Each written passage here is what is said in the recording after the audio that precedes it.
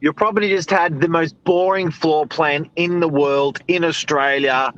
Did it cost you money? Did you sell it for less? $10,000 less? We're going to talk about it now. Stay tuned.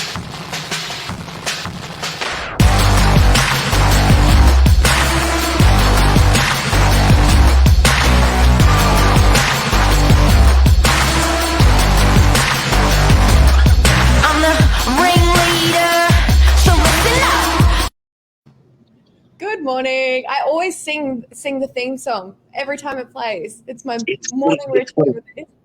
I've been into it. It's too catchy. It's my morning wake up. Just jam to it. How are you this morning? I'm good. I know. I was just telling you. I just saw a rainbow out the window, even though it's raining a bit. That was nice. Bit of sunshine coming through. It's a sign. Are you meant to make a wish when you see a rainbow? I think so. I think, isn't that like an Irish thing? Like there's a pot of gold at the end of the rainbow? Yeah. Yeah. I think it's now, you're a media marketing team member, expert, university graduate. You've studied stuff. You've studied a part, and there's lots of psychology that goes into marketing. One of the topics that we had our entire sales meeting on yesterday, or most of the part of the sales meeting, is pushing our marketing that little bit further for our customers in order to get the end result of attracting more buyers, in order to getting the end result of getting a greater price. And there's different things that people can do, I guess not just in real estate, but in any industry, to step it up, and you step it up and everything goes better. Definitely. Like I think marketing's one of those things. I think a lot of the time goes sort of just to the side. It's one thing that sort of gets forgotten a lot of the time. That's like across the board, across every industry, and especially the type of like creative marketing, like a lot of creative and just visual things sometimes get left behind because they're more cost-worthy or they're more risky and they're harder to measure in terms of return. So I think it's one thing, it shouldn't be undervalued. And also, when it's hard to measure, it almost borderlines kookiness as well. So I think you've sort of got to go out on a limb a little bit, knowing in your heart of hearts that you've done the right thing by the buyer and by the seller and by the property, and that there is no turning back, and it just is the right thing, even though it costs more money and time, even though you can't measure how much more or better it's going to do by the people out there. You still got to do it. Yeah, I think so. I think there's going to be risk in any marketing move that you do, and it's about making the right ones that are going to have a higher return. Like a higher risk means higher return, and it's better overall. You just need to have a good understanding of which risks you want to take, I guess. Now, I love this topic because even though we're talking about floor plans this morning, and we are going to drill down into some intellectual property on floor plans in a second, but even though we're talking about that, it really can be applied marketing 101 to whatever business you are, to whatever you're doing, what you're talking about. Yeah. So, I like using the example of Coca-Cola because I feel like that's the marketing textbook. So, in terms of like emotional marketing, which is my go-to term, it's my favorite. It's really hard to measure because it's not numerical. So you have to sort of get an understanding of word of mouth, interview people and ask them about, for example, the auction last night, talk to the buyers there, what made you want to buy this property? What did you see that made you sort of flick the switch in your brain that goes, oh yes, I do want to get this property. But again, that's harder to measure. It's not a where you can look at an Excel spreadsheet. You sort of have to do the market research yourself. Yeah, and it's an example of marketing last night with that auction was the couple only just saw the property and they only just saw it on Sunday. And you think to yourself, agents that are not doing Sunday open houses and are not making that property extra accessible, would the buyer simply just come through another open house or would they have missed it? Because those buyers paid the best price, they paid more than the second best buyer, they got more money for the client, but how the hell do you measure it? I know. let's get into the floor plan. Let's have it. Let's show a floor plan of what we're talking about marketing 101 today. Good morning to Anmal, you legend, and good morning to Bronwyn. Great for sharing your giving to you the knowledge. Thanks, Bronny. Hope you're well. All right, let's go. Let's do it, Mark. Let's bring up this floor plan. Actually, do you want to do an introduction first? Yeah. Okay. So, firstly, this is the original floor plan that we got for this property. So I'll just show. I've got a printed version because I'm old school today, but that's the original. There's not a hole there. That's a plan. It's just green. But okay. Your stock standard floor plan, just like boxes, lines, text, and the media team sort of realized that there's a way to play around with the floor plan to show more of the property. And also, I think it's important to say that if you're looking on realestate.com at a property, I feel sorry for realestate.com. I feel sorry for consumers, and I feel sorry for sellers, because there's been absolutely no evolution, IP, marketing, brain push, brain flex with anything that's been done there. The photos just look damn good and the floor plans look damn good, but no one's really pushing the envelope, and it's just the same shit that you're seeing over and over and over. And how do you push that? And how do you get a bit of that? And video's always been very good because you can push that little bit more, but you still don't see video content being pushed out hard on realestate.com. But when you see, for instance, the floor plan, the thing that we noticed about floor plans is that they are all shit. They are done by a floor planner, and the salesperson, the DJ, the person running that campaign is not running their flex, their IP, their intelligence over the floor plan. They are merely approving what someone's done. Bedroom 1, bedroom 2, the measurements, living, dining, kitchen, that's it. Mm-hmm. And this is what they should be doing. We're going to show you now. All right. So here we go. This is one for our Jess and Mark's property, actually, 8 at 109 Oaks Avenue. Yep. So this one, you can sort of see that we've actually put the beach at the top, because that's the big selling point about this property. It is so close to the beach. I've been there myself.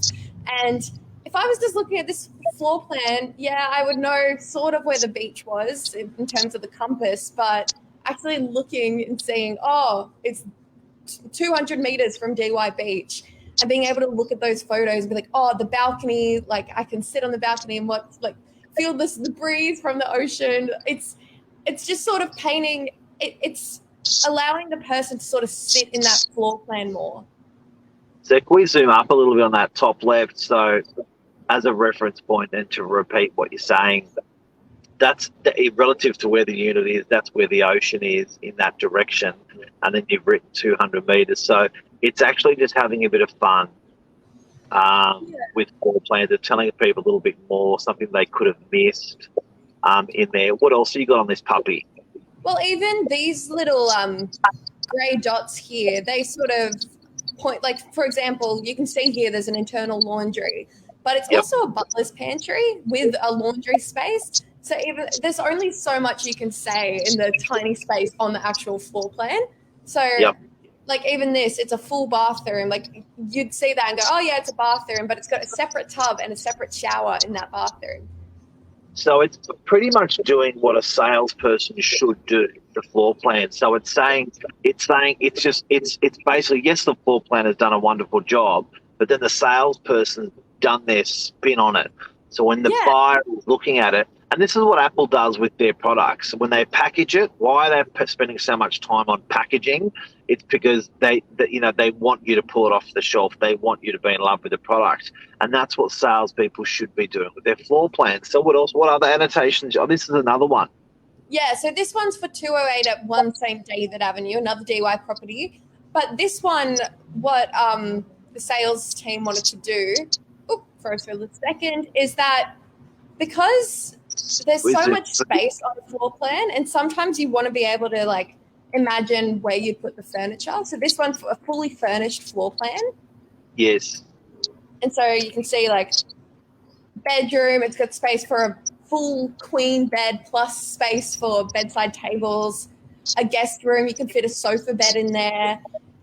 And we didn't even mention last time, like we've got these photos as well, which are actual photos from the listing that have just been put on the floor plan, because it just saves the person looking at the floor plan from being, oh, is that one the guest? Oh, I'll go back to the floor plan and, oh, no, that one's got a window there. Like, we're just telling you, we're getting rid of that step and just making it a bit easier.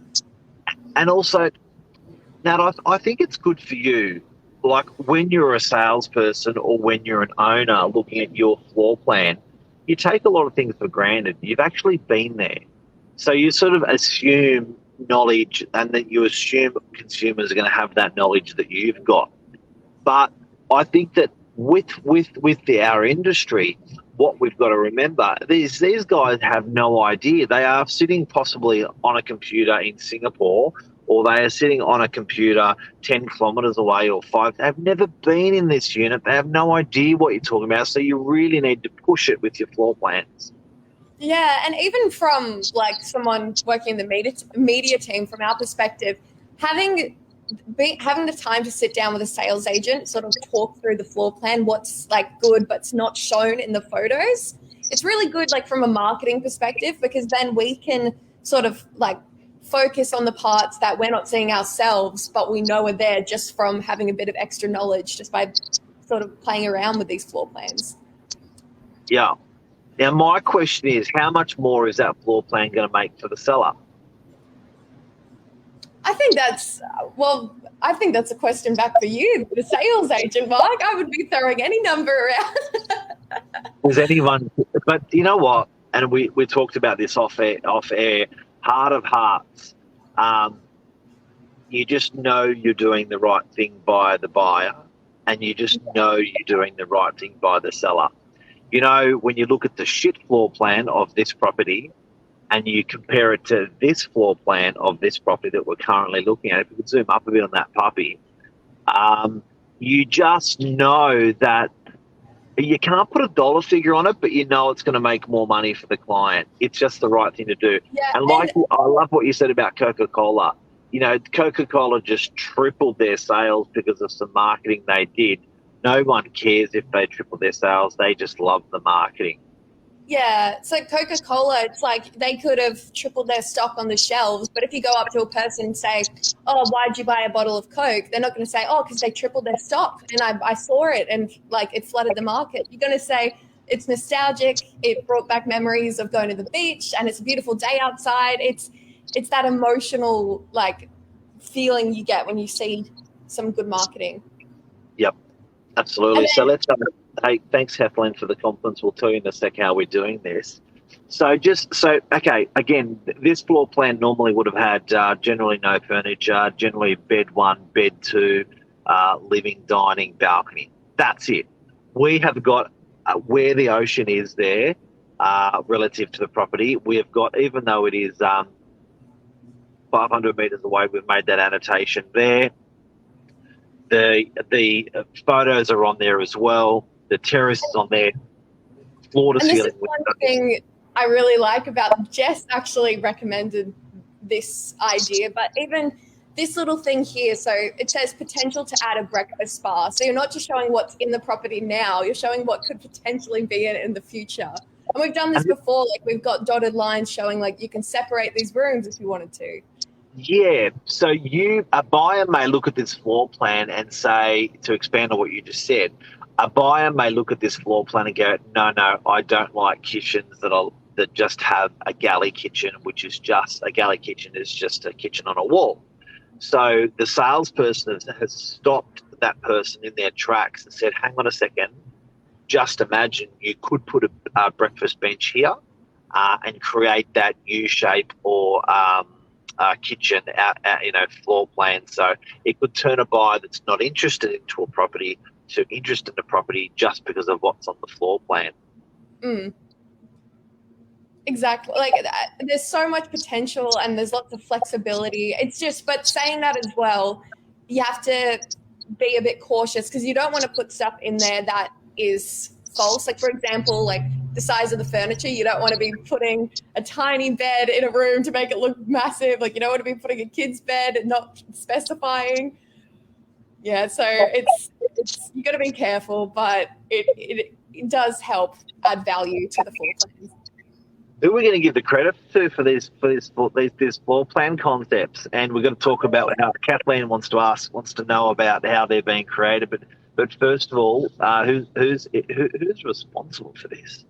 I think the mastermind behind this would probably be our designer Lisa Glynn, because she sort of started coming up with these bubbles with the photos on it. That's where this all started for our magazine, The List, that we do weekly. And then it sort of just started going from there, and we all just sort of started playing around with it. But I think it's Lisa conceptualized these little bubbles, and that's where it sort of all started, and like the potential of it just grew. And I guess coming from a sales perspective, and if you've just tuned in what we're talking about, feel free to ask any questions. Is that the sales floor plans in our entire industry across the whole of Australia are just boring, and we have tried to converge salesmanship into a floor plan with creative, and then to make these more interactive, more fun. I know we're just talking about a floor plan, but you can say the same about Apple and their boxes when they box an iPhone. It's just a cardboard box, but it's more than that. Do you know what I mean? Well, and it's really pushing it. Even so, on this listing as well, like even we've added this little text in here so that on realestate.com, it's all photos, but it's sort of just making a bit of point of difference. Like it's going to make you have a second look. So like, for example, if I'm looking at this bedroom, like I know I can see that there are like floor to ceiling windows, but it's not really going to, like, just having that little extra bit of text there sort of, yeah, it switches, flicks a switch in the brain. And I guess it's as when a salesperson walks into a main bedroom, they don't say this is the bedroom. They will talk about in that bedroom what are the winning features. So we've put those winning features overlaid them over the photos as well. So now it's starting to mesh between both. Yeah. So yeah. All right.